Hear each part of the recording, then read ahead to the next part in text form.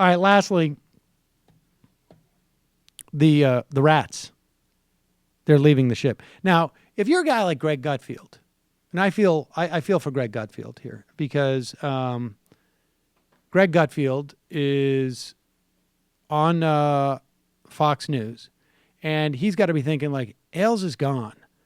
I got to keep this gig because where else is Greg Gutfeld going to go? I mean, I've been there.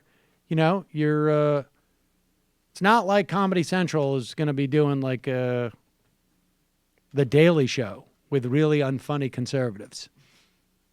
So he's thinking, well, I know there's a new regime coming in. And Gutfeld has been tacking a little bit towards the relatively sane. Here he is saying what one of Trump's biggest problems are in terms of the allegations from these women. His denials don't work. There's a simple problem. He already confessed. I mean, this is the first political scandal in history where he admitted to it on a hot mic, and also with Howard Stern talking about walking in on beauty pageant teenage girls while they're changing. He has said this. Then he will say, okay, wait, this is locker room talk. All that does is that indulges the worst assumptions of modern feminism, that all men think like this, all men sit in locker rooms and say this crap. It's not true.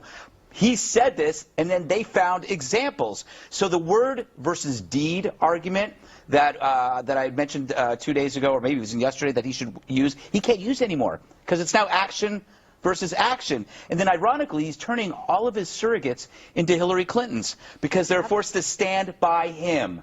You're not supposed to stand by somebody who does something wrong. Loyalty becoming fealty is immoral. And I'll leave it there. All right.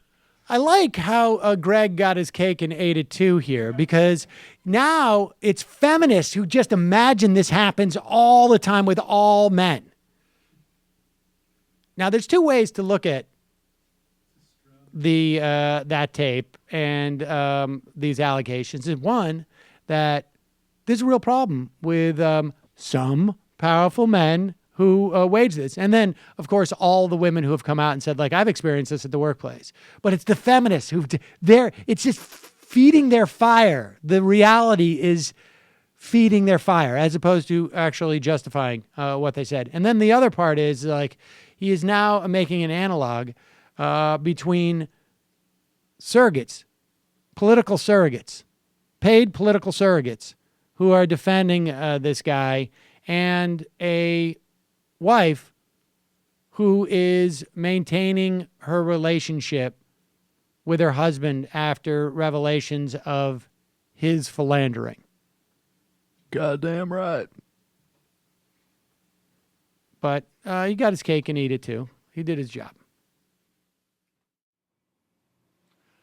Hey, it's Sam Seder. Why don't you subscribe to this channel? You can do so right over here.